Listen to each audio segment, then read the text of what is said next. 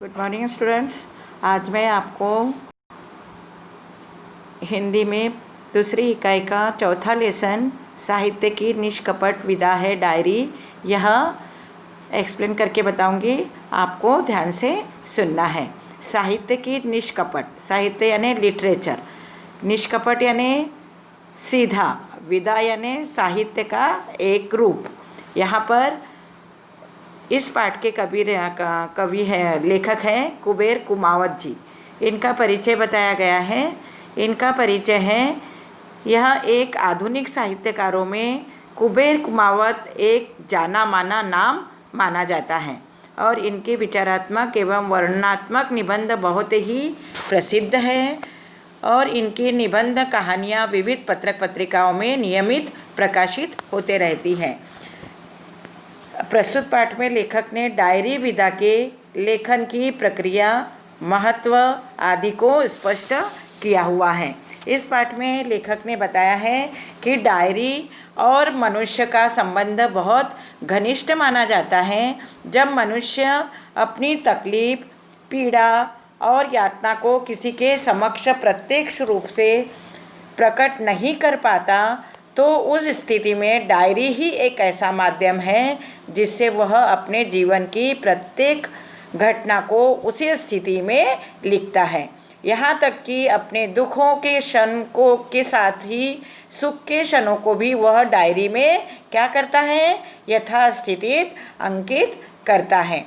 Diary लिखते समय मनुष्य का अपने जीवन एवं परिवेश के प्रति दृष्टिकोण उदार एवं तटस्थ होता है और डायरी लिखते समय अपने आप को व्यक्त करने का डायरीकार की भावना बेलाग, निष्कपट और सच्ची होती है, क्योंकि डायरी से उसके पारदर्शक व्यक्ति की क्या होती है, पहचान होती है, जिसमें सब कुछ निसंकोच उभर कर आता है।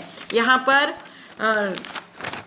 डायरी को बेलाग आत्म प्रकाशन की विधा बनाने में महात्मा गांधी जी का बहुत बड़ा योगदान सर्वोपरि है। उन्होंने अपने अनुयायियों एवं कार्यकर्ताओं को अपने जीवन को नैतिक दिशा देने के लिए साधारण रूप में नियमित डायरी लिखने का क्या दिया है, उन्होंने सुझाव दिया है और उन्होंने इसे एक व्रत के रूप में निभाने को भी कहा है। किन्होंने कहा है? महात्मा गांधी जी ने। वे चाहते थे कि उनके अनुयायी एवं कार्यकर्ता आंतरिक रूप से अनुशासित हो और स्वयं की आत्मशुद्धि करें। इसलिए गांधी जी ने सभी को डायरी लिखने की क्या दी? प्रेरणा दी। उन्होंने स्वयं भी गुजराती में डायरी लिखी थी, जिसका हिंदी में अनुवाद किया गया था। इस तरह महात्मा गांधी जी ने डायरी विधा को उत्कृष्ट बनाने में सबसे बड़ा योगदान रहा है। और डायरी लेखन कौशल की क्या है? यह एक विधा है जो पूर्णतया व्यक्तिगत होती है।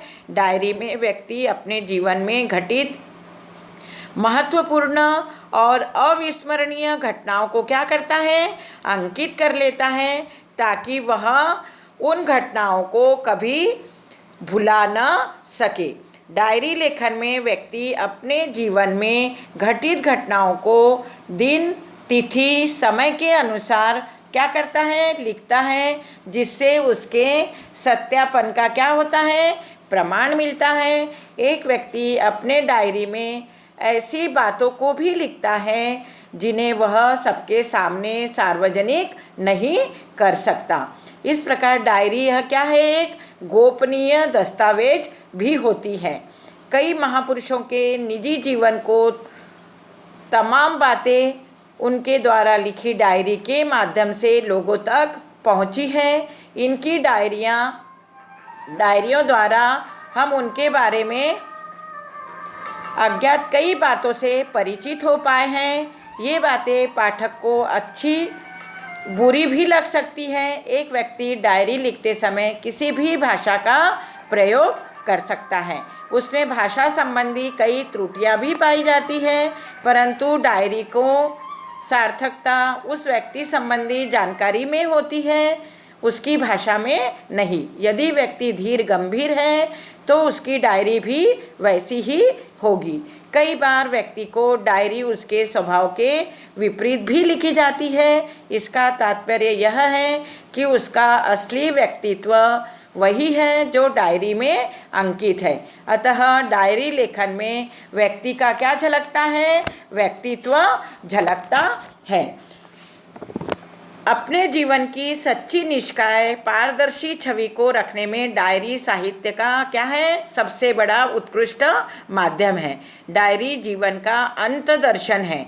एक अच्छी, सच्ची एवं सादगी युक्त डायरी के लिए डायरीकार का सच्चा, साहसी एवं ईमानदार होना आवश्यक है। डायरी अपनी रचना प्रक्रिया में मनुष्य के जीवन में जहाँ आंतरिक अनुशासन बनाए रखती है, वहीं मनोवैज्ञानिक संतुलन बनाने का भी कार्य करती है। इस तरह लेखक कुबेर कुमावत जी ने इस पाठ में डायरी विधा के लेखन की प्रक्रिया को महत्व करके स्पष्ट महत्व दिया है और उन्हें स्पष्ट किया है। धन्यवाद।